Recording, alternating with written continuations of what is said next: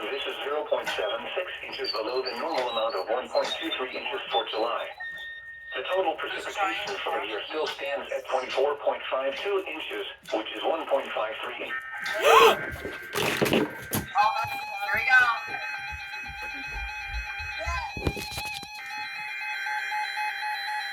Here we go, guys.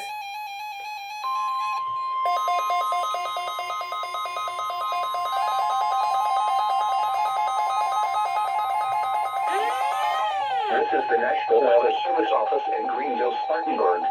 Oh, come on. Signal was a test My realistic only went off for like a of the second. EAS public warning system. During potentially dangerous weather situations, specially built receivers can be automatically activated to warn. Maybe I should have alert block on that.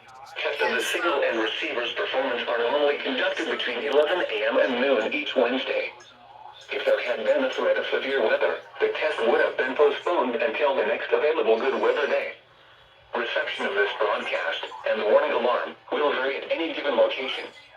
This variability, normally more noticeable at greater distances from the transmitter, can occur even though you are using a good quality receiver in good working order.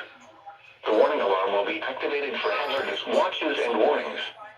For station WXL70, broadcasting near Charlotte, on a frequency of 162.475 MHz, the warning alarm will be activated for the following counties in North Carolina: Alexander, Anson, Cabarrus, Catawba, Cleveland, Gaston, Ardell, Lincoln, Mecklenburg, Montgomery, Richmond, Rowan, Stanley, and Union. In South Carolina, Cherokee, and York. This concludes the NOAA Weather Radio All Hazards Torn Alert Test.